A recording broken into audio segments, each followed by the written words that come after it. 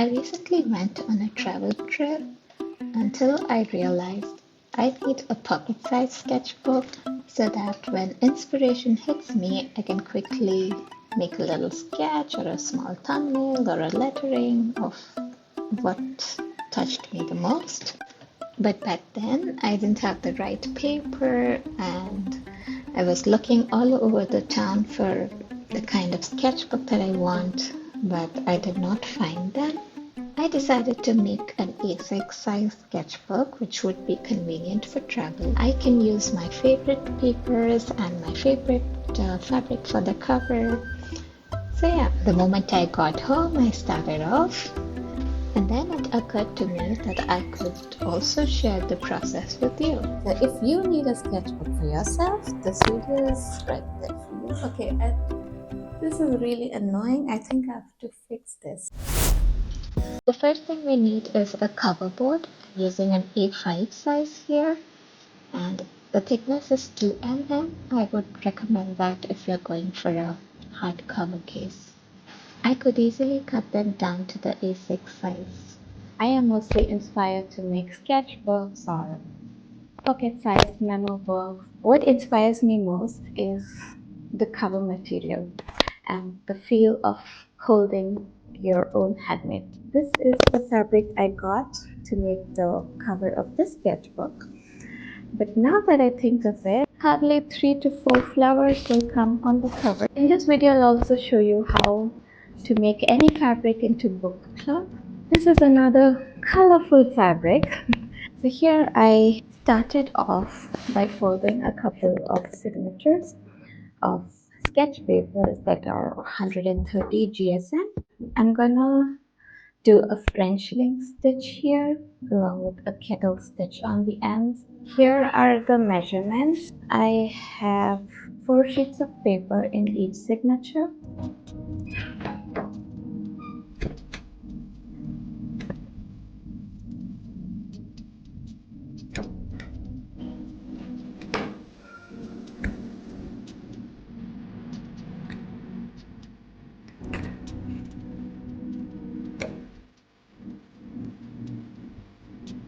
We need to pick a thread. The thickness of the thread is 0.5 mm, and since it's wax, I don't have to use a beeswax.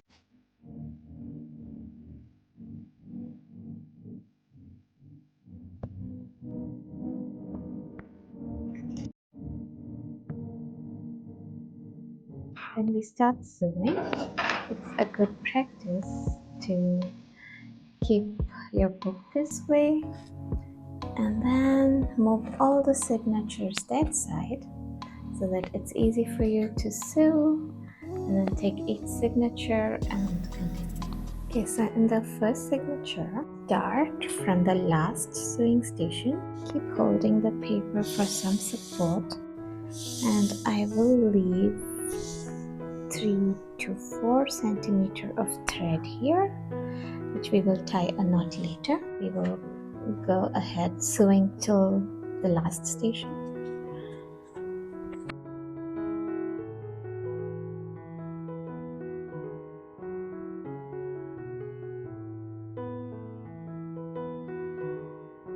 Signature at the first sewing station.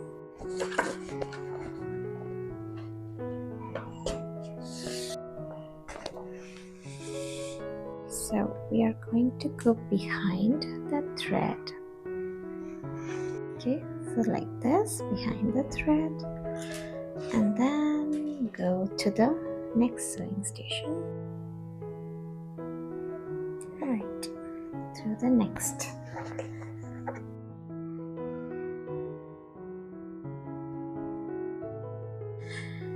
And here we have the previous thread.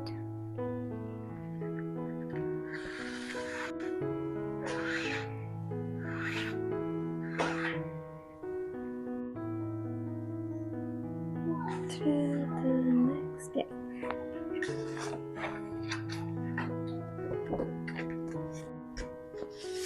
And then out through the next. so that we can tie a knot out here. And then tie a knot here.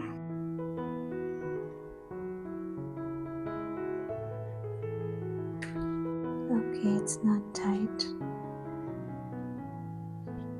I can see that it's getting loose each time because of the thickness of the thread. So I am going to switch to a different thread. Lesson learned.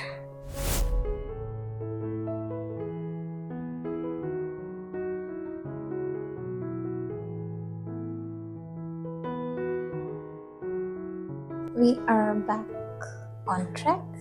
To secure it tight, bring the next signature, go back in through this hole, out through the next,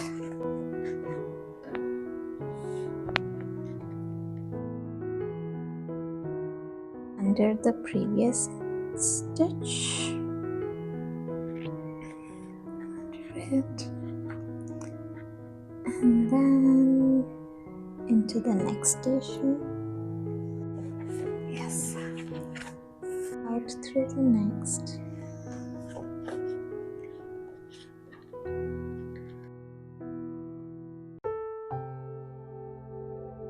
We go under the previous X, and then into the next sewing station, the next, yeah, and out through the last one. Okay, perfect.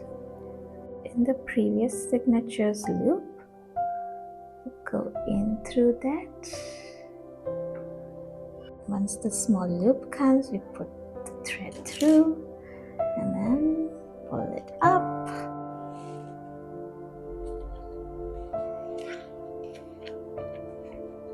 In, then out. Go under the previous X.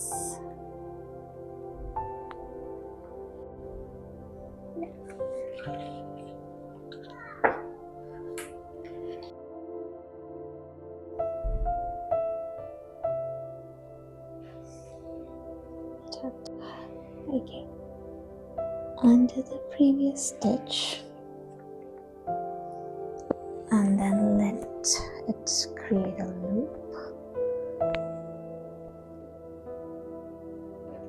and now when you have a small loop, yeah, here's the loop, go in through it and then pull it up and tug. So this is how it looks so far.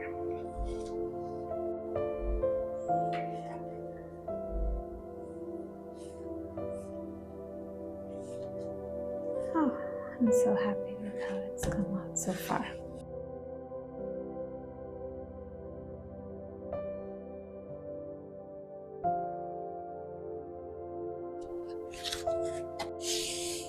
This is how I will be gluing them, like one on the end and another here on the front. We'll glue only this edge part. Before that, I will trim down these end pages to the right size.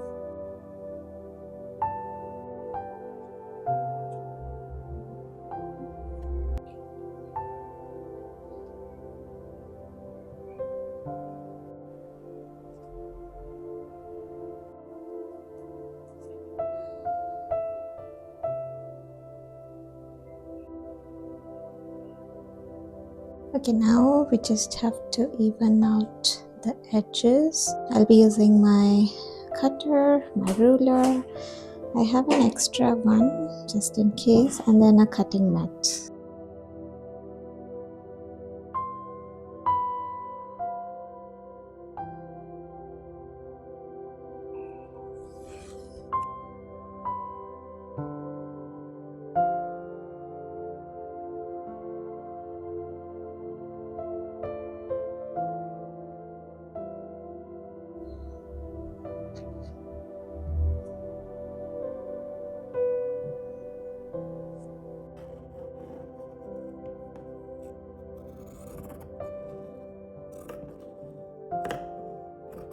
Apart from the cheesecloth that I have, I am also going to use Japan paper on the spine. To make the end bands, I'm going to use a long piece of fabric. I will place a cotton twine, fold it over.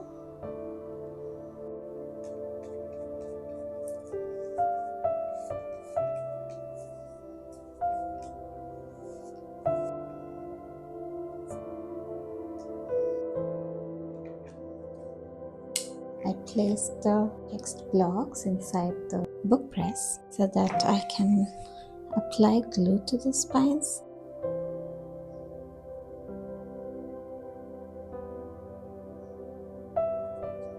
Okay, so before we go any further, I just want to take the measurements. 13.9. Yes, I'm going to add 3 mm on the top and on the bottom. The width of this is 10.3. Board I'm going to cut out would be 13.9 plus 6, that is height of 14.5 and the width of 10.3. So the width would be exactly the same. For the spine, it is 2 centimeters. The height was again 13.9, so 13.9 plus 6 mm. We need a spine which is 2 centimeters plus 0.2 and 0.2. You can fit this together and see. You can also see the overhang of 3 mm on both the sides. These need to get the cover material. In the meantime, we will quickly reinforce the spine as well.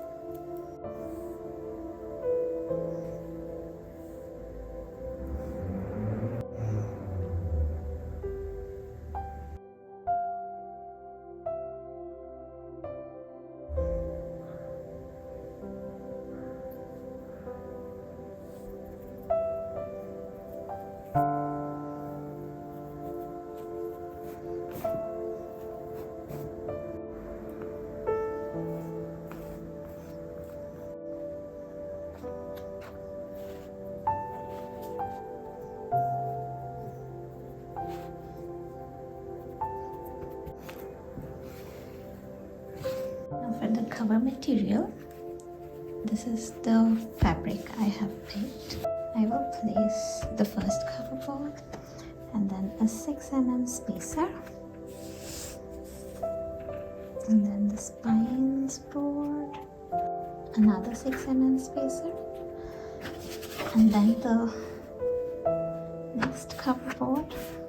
Draw a line here on where I want to cut.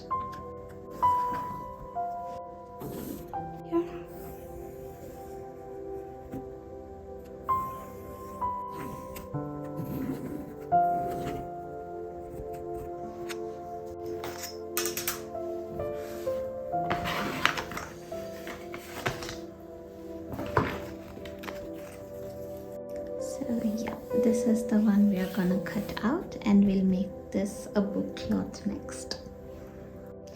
You can get these paper backings from any shops that sell sewing materials.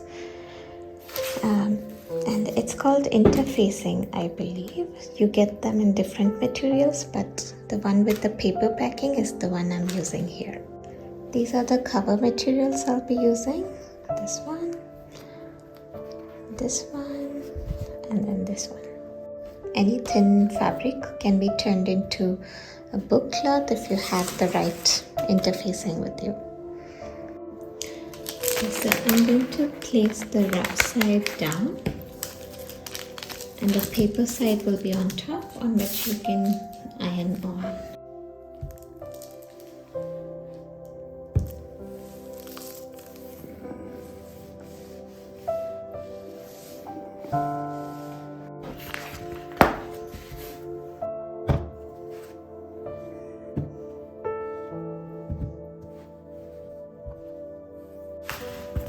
Now your book cloth is ready.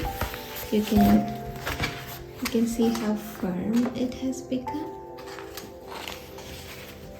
in comparison to the other cloths.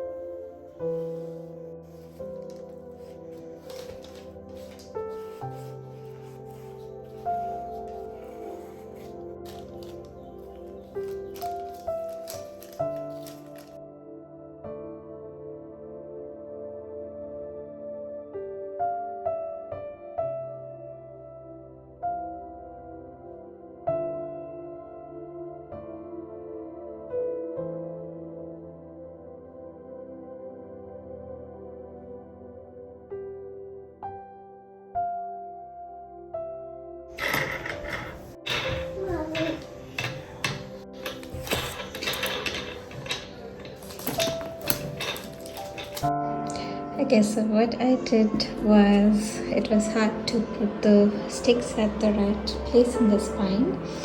So I taped those sticks with a washi tape just to keep them in place.